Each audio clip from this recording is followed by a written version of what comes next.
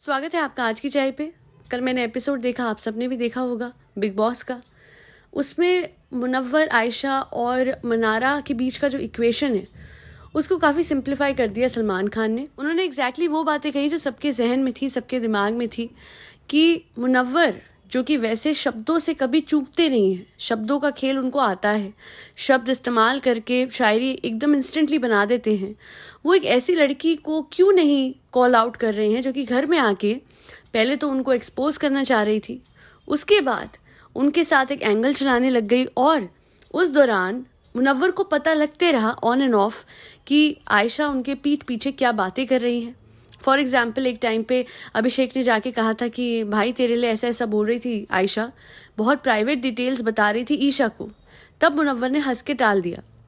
शायद हाँ, हो सकता है कि मुनव्वर सोचता होगा कि अगर मैं इस लड़की को एड्रेस करूँगा या इस लड़की को कॉल आउट करूँगा या इसको वेकअप कॉल दूंगा कि तुम क्या कर रही हो, तो वो लड़की और भी ज़्यादा आक्रामक होके आक्रोश के साथ और बातें उनके बारे में बाहर करेंगी, जो कि वो पहले दिन से बोल रही थी कि और भी लड़कियां हैं, नाजिला तो है पर और भी लड़कियां हैं इन्वॉल्व। हालांकि नाजिला ने हाल ही में ट्वीट करके क्लियर कर दिया था कि कुछ औरतें होती हैं जो दूसरी औरतों को सपोर्ट करने के लिए सपोर्ट करती हैं और कुछ ऐसी होती हैं कि दूसरी औरतों को वो सपोर्ट ही इसलिए करती हैं कि उनको मेल अटेंशन मिले। यानी नाजिला और भी लोगों का एग्जाम्पल जो कि आयशा बार बार स्टेट कर रही थी कि और लड़कियों के साथ हुआ, नाजिला के साथ हुआ, Nazila I am sorry, Nazila I am sorry, वो इमोशनल होके दिखा रही थी।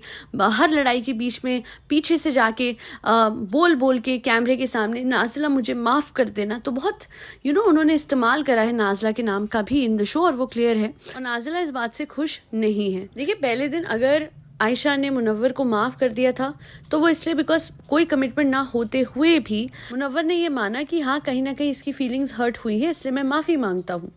उसके बाद आयशा को कम से कम थोड़ा डिस्टेंस मेंटेन करना चाहिए था और मुनव्वर को भी। हालांकि मैं ये बोलूँगी कि मुनव्वर जो था वो आयशा के पीछे से उसके लिए कुछ भी गलत या बुरा नहीं बोल रहा था। सिर्फ लास्ट डे उसको थोड़ा शक हुआ जब पॉडकास्ट वाली बात आयशा ने बताई। पर आयशा क्या कर रही थी ना, सामने से मुनव्वर से इशारों में हम साथ है ना ऐसे ऐसे करके इशारे करने और निकाह की बातें और बहुत कुछ बातें कर रही थी। पर पीछे से नहीं, हम तो कभी साथ वापस नहीं आते, ये तो हो ही नहीं सकता, मैं तो उसकी शक्ल देखूंगी ही नहीं।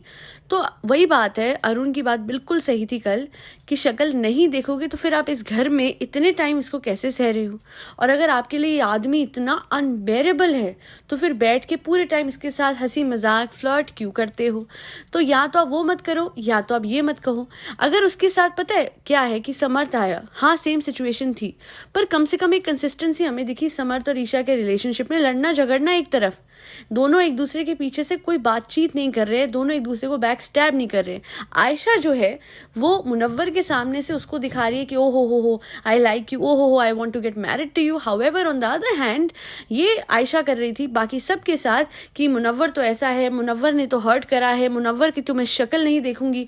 तो वो डबल सी गेम लग रही थी। और अगर मैं बात करूं इन लोगों के रिलेशनशिप के बारे में तो कुछ भी नहीं है। हम सबको पता है कि आयशा इस घर में क्यों आई थी, बिना एक कमिटमेंट के किसी इंसान को कॉल आउट करने आई थी। किसके बिहाफ पे? उस लड़की के बिहाफ पे जिसने ये नाम उछाला ही नहीं मुनव्वर का, चाहे वो कितनी भी हर्ट थी। हाँ, उसको आयशा ने मजबूर जरूर कर दिया नाजिला को कि वो सोशल मीडिया पे आके इन बातों का इतराफ करे कि Munawar and Nazila are not together. वरना अगर किसी का हक बनता था ना इस घर में आके मुनव्वर को सुनाने का, तो वो आयशा का नहीं था, नाजिला का था। एक बात चिंटू ने बिल्कुल सही कही थी कि इसने क्या 3 महीनों में, कितने महीने हो चुके हैं लोगों को शो शुरू करे हुए, इतने महीनों में इसको दिखा नहीं कि ये कौन है।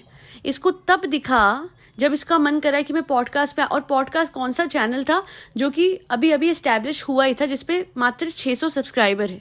तो यानी, और उस पर एक्चुअली सेकंड पॉडकास्ट ये है। 2 साल पहले एक छोटी सी पॉडकास्ट आई थी और उसके बाद 2 साल बाद अब जाके ये पॉडकास्ट आयशा ने बोला। आयशा कहती है हेट मिल रही है, तो मैं आयशा से बोलना, वो कहती है हेट बहुत ज्यादा हो गई थी। तो मैं बस इतना कहना चाहूंगी कि अगर इस हेट को कारण बना के आयशा अंदर आई है शो में, तो मैं ये बोलूंगी कि ये हेट को बनाया भी आयशा ने था इस पॉडकास्ट के थ्रू। तो अगर इस हेट से लगी आग को बुझाने के लिए वो शो में आई थी, कन्फ्रंट करने के लिए मुनव्वर को, तो सीधी बात है उनको सबसे पहले वो आग खुद लगानी ही नहीं चाहिए थी।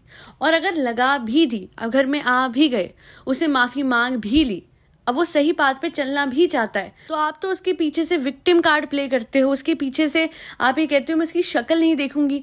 वही बिहेवियर आपका उसके सामने, अगर आपको इतना ही बिट्रेयल मिला होता ना आयशा, तो जिनको बिट्रेयल मिला होता है वो शक्ल, हाँ वो सच में शक्ल देखना पसंद नहीं करते। आप उस घर में आके रह रहे हो जहाँ पे वो है, नाजिला को देख के हाँ लगता है कि चलो जी इसको मिला होगा बिट्रेयल, पर फिर वो उसका हक है ना, वो आके बोलना चाहे या ना बोलना चाहे वो उस पे है।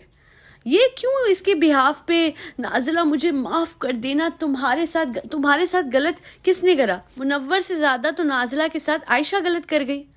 उसको सीढ़ी बना के, जैसा मुनव्वर अपने लिए कह रहा था, मुझे तो ऐसा लगता है नाजिला का नाम लेके इस घर के अंदर तो घुस गई आयशा, कि नाजिला से आप चैट करते थे उस टाइम पे और आप मेरे से भी बात करते थे, पर ये बात तो उसने क्लैरिटी के साथ कही थी मुनव्वर ने, कि देखो मैं तुम्हारे साथ पूरी तरीके से कमिटमेंट नहीं कर रहा हूँ, बिकॉज मेरे दिल में आज भी नाजिला के लिए कुछ है। और सच्चा प्यार तो नाजिला का था, जो इतना हर्ट होने के बाद भी उसने बोला I will not come in the big boss house and Shem him. फिर भी मैं कहूंगी कि 1% अगर वो आने को तैयार भी होती तो भी उसका डिसीजन आयशा से तो वाइज ही होता, क्योंकि आयशा का हक ही नहीं था इस सिचुएशन में ना रिएक्ट करने का, ना नाजिला के बिहाफ पे एक्ट करने का, और ना ही मुनव्वर को फेम के लिए यूज करने का। जो भी कुछ मुनव्वर ने कहा अगर वो सच है तो फिर कोई कोइंसिडेंस थोड़ी ना हुआ कि मैनेजर बदला, टैलेंट मैनेजमेंट कंपनी के साथ कॉन्ट्रैक्ट बदला और अचानक से ये ऑफर मिल गया और अचानक से आयशा का मन बन गया कि वो थोड़ी सी जवाबदेही ले ले मुनव्वर से शो में जाके। हाँ ये बात जरूर बोलूंगी कि बहुत बड़ी गेम प्लेयर आयशा इसलिए है क्योंकि मनारा सामने नाम लेती है नाजिला का और वो भड़कता है, ये मुनव्वर के सामने नाम नहीं लेती और पीछे से लेती है। जब उस एरिया में जो बाथरूम एरिया है वहां पे कोई नहीं होता तो ये रोते हुए लेती है। तो ये अपनी गेम जरूर खेल रही है, पर हम तो हर एंगल से इसकी गेम देख रहे हैं तो हमें समझ में आ रहा है कि ये कर क्या रही है, क्योंकि जो इसका पर्पस था वो भी सॉल्व नहीं हुआ। इस घर में इसको निकाह का वादा चाहिए, पर सैडली जिससे निकाह करना चाहती है उसी के पीठ पीछे ही उसी की ही बुराई कर रही थी और बोल रही थी मुझे तो इसकी शक्ल भी नहीं देख रही, तो फिर उससे निकाह कैसे करोगी आयशा? और दूसरी बात ये बोलूंगी कि मनारा की वजह से आयशा की तबीयत इवेंचुअली खराब हुई। मनारा हद से ज्यादा पोक कर रही थी आयशा को और वो इस हद तक बढ़ जाती है कि वो रियलाइज नहीं करती है कि अब बस बहुत हो गया। सलमान खान अगर अपनी बात समझा रहे हैं तो आई गेस तब तो नहीं बोलना चाहिए ना मनारा को बीच में, फिर भी वो बोलेगी हाँ ओ अच्छा हाँ ये तो ऐसे बस यार हो गया ना, इरिटेटिंग हो जाता है। कोई और होता तो Salman Khan would have said मैं बात कर रहा हूँ ना, बीच में इंटरफेयर मत करो, पूरा बोलने दो मुझे, how dare you speak in between. यहाँ पे खानजादी होती तो शो से बाहर चली गई होती, पर मनारा थी तो भैया सुन के लेते हैं सब। और एंड में हुआ क्या ना, एक टेबल पे आप बहुत ज्यादा जब वेट रखते जाते हो वो नहीं टूटता, और एक फेदर इतना सा लास्ट में एंड में रखते हो वो टूट जाता है क्योंकि अब बहुत हो चुका था। तो यही आयशा के साथ हुआ, उसकी गेम खुल गई, सारा का सारा सच सामने आ गया। सलमान खान ने पूरा का पूरा उसे मिरर उसके सामने रख दिया। ऊपर से मनारा ने क्या करा वर्स्ट, कि वो बातें रिपीट करनी शुरू कर दी थी और एंड में यार कैसी है ये, इसको तो एडिट करवाना चाहिए था ना, हाँ ये तो मुन्नावर के तो एकदम से एंड में ना, फिर उसको इतना गुस्सा आया आयशा को कि वो चिल्ला के पड़ी और वहीं से ही उसकी तबीयत खराब होनी शुरू हो गई थी। उस दिन भी मनारा को लग रहा था कि वो ड्रामा कर रही है नॉल, बट कल सबको क्लियर हो गया कि वो ड्रामा नहीं कर रही थी क्योंकि उसका बीपी लो हो रहा था और वो घबरा के बाहर गई थी, ऐसा नहीं था दिखाने के लिए गई थी। But what I think is कि वो बाहर गई, उसने कुछ किया, आयशा ने कुछ किया जिसकी वजह से उसने बोला, अनुराग ने सबसे पहले अगर आप देखेंगे कि आर यू मैड, क्योंकि वो एकदम से जाके जमीन पे दिखी, वो बीच का पार्ट हमें नहीं दिखा कि घर से रूम से निकलते उसको हुआ क्या, पर जैसे वो रूम से निकली वहां एक कट था और फिर डायरेक्टली वो नीचे हमें दिखी और उसने बोला राइडर ने कि आर यू मैड, तुम क्या कर रही हो।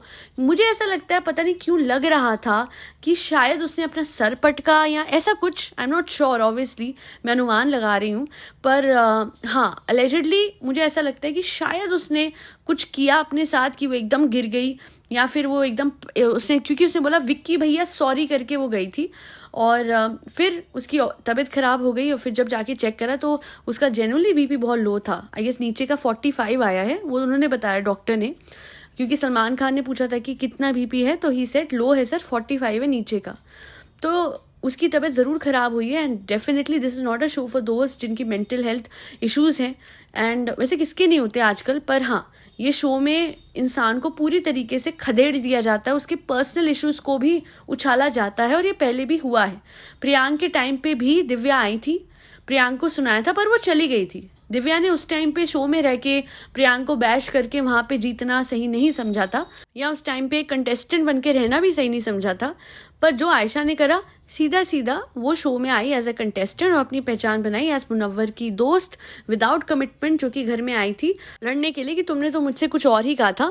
बट मेरे हिसाब से मुनव्वर ने झूठ जरूर बोला था कि नाज़िला के साथ मैं रिलेशनशिप में हूँ, पर वो अगर वो झूठ बोल रहा था, वो ऐसा तो नहीं कुछ बोल रहा था कि नाज़िला ऐसी है वैसी है, या उसके साथ मेरा ब्रेकअप हुआ, उससे मेरे से इतना बुरा किया।